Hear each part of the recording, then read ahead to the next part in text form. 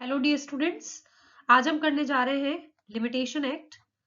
Limitation act का जो section, ये हमारा ईयर जो है वो 1963 है और लिमिटेशन एक्ट हमारे जेडीए जेएलओ में भी आ रहा है। तो आपका जो थर्ड पेपर है उसमें ये लिमिटेशन एक्ट हुआ करता है, उसमें काफी सारे सब्जेक्ट्स को भी जोड़ दिया गया है। लेकिन आपको टेंशन करने की जरूरत नहीं है क्योंकि हम सारे जेएलओ में जेडीए जेएलओ में आने वाले सब्जेक्ट्स को यहाँ पे कवर करेंगे बाय ट्रिक। उनको हम याद करने की कोशिश करेंगे जो भी सब्जेक्ट नए जुड़े हैं और जिनमें स्टूडेंट्स को प्रॉब्लम होती है। तो ये जो छोटा सा वीडियो है लिमिटेशन एक्ट 1963 का, इसमें हम देख रहे हैं कुछ बेसिक बातें। जैसे अगर हम इसके एक्ट नंबर की बात करें तो एक्ट नंबर आपको ध्यान रखना है 1963 का है, तो इसको उल्टा कर देंगे तो 36 हो जाएगा। ठीक है। असेंट डेट की बात करें तो असेंट डेट 5 अक्टूबर है। ठीक है, 5 अक्टूबर है। और अगर हम बात करें इनफोर्स कब हुआ है ये, तो ये इनफोर्स हुआ है 1 जनवरी 1964। और ये ध्यान रखना है सेम डेट हमारी सीपीसी की भी है, सेम एज सीपीसी। ठीक है, तो ये हो गया। तो बेसिक चीज हमारी यही है। सेक्शन की बात करें तो हमारे सेक्शन 31 है, 32 को रिपील कर दिया गया है। टोटल पार्ट की बात करें तो पार्ट 4 है और उन पार्ट 4 में जो हमारा फर्स्ट आता है वो प्रिलिमिनरी है, जो हमारा 1 एंड 2 इसके अंदर आता है, सेक्शन 1 एंड 2। देन हमारा जो सेकंड वाला पार्ट है वो लिमिटेशन बताता है। लिमिटेशन किसकी बताता है, तो यहाँ पे सूट्स आते हैं, अपील आती है और एप्लीकेशन आती है।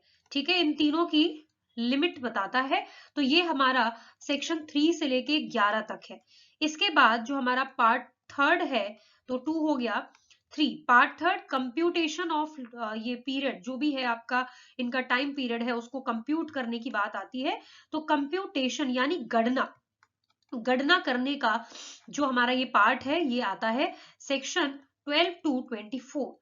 देन इसके बाद जो पार्ट 4 है वो आता है हमारा 25 से लेकर के 27 तक। ठीक है, तो ये इस तरीके से 28 तक। तो इस तरीके से हमें ये याद रखना है। ये 25 27 ये वाला पार्ट थोड़ा सा कंफ्यूजिंग रहता है, तो इसमें हम एक बार चेक कर लेते हैं। यस, तो ये हमारा 27 तक ही है ना, तो ये 27 तक आता है। फिर इसके बाद जो पार्ट 5 है, पार्ट 5 आपका 28 से लेके 31 तक आता है। और ये हमारा जो 4 है वो ईजमेंट वाला, जो acquisition of rights through easement, तो ये हम पढ़ते हैं।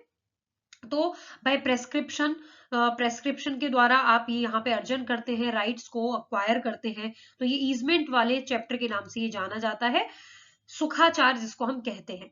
फिर आपका ये मिसलीनियस वाला पार्ट है। ठीक है, तो इस तरीके से हम इजीली इनको याद रख सकते हैं। ये हमारा कंप्लीट हुआ। तो बेसिक बातें जो हमारे इसमें होनी थी वो एक हमने कर ली। अब इसी के साथ ही नेक्स्ट हम देखते हैं इसमें और क्या क्या चीजें हमें ध्यान रखनी है। तो एक आती है एप्लीकेबिलिटी। ठीक है, एप्लीकेबिलिटी यानी कि जो ये लिमिटेशन है वो किस किस के ऊपर अप्लाई करता है। तो सबसे ज्यादा पूछे जाने वाले सवाल यहां से आते हैं। अच्छा, इसमें एक चीज और रह गई थी, शेड्यूल। ठीक है, तो साइड में मैं आपको ये बता देती हूँ टोटल शेड्यूल कितने हैं जिसे हम अनुसूची कहते हैं। तो जो अनुसूची है वो हमारी एक है और उस एक में भी 137 आर्टिकल्स हैं। तो आप ये ध्यान रखिएगा, इसको हम आर्टिकल कहते हैं। और ये 137 आर्टिकल में भी जो पार्ट है वो डिवाइड किया हुआ है 1, 2 और 3 पार्ट में। जो फर्स्ट पार्ट है हमारा, वो हमारा इसका 1 से लेके 113 आर्टिकल इसमें आते हैं जो हमारा सूट से रिलेटेड है। ठीक है, नेक्स्ट हमारा आता है अपील, और जो कि हमारा 114 से लेके 118 तक चलता है, 17 है, आई थिंक 17। ठीक है, तो ये हमारा 117 तक चलता है और फिर उसके बाद 118 से लेके 137 तक फिर ये पूरा चलेगा। तो यहां तक तो हमारा ये बेसिक बातें कंप्लीट हो गई। इस शेड्यूल का मैंने वीडियो अपने इस चैनल पे अपलोड किया हुआ है जिसमें आप बाय ट्रिक समझ सकते हैं कि पूरी शेड्यूल को आप किस तरह याद करेंगे, क्योंकि इतनी बड़ी शेड्यूल को इतना नॉर्मली इस तरीके से याद करना पॉसिबल नहीं है। तो आप इसको इस तरीके से याद कर सकते हैं। अब मैं बात कर रही हूँ एप्लीकेबिलिटी की। एप्लीकेबिलिटी का मतलब, देखो हमारे पास 3 चीजें हैं, एक है सूट, एक है अपील और एक है एप्लीकेशन।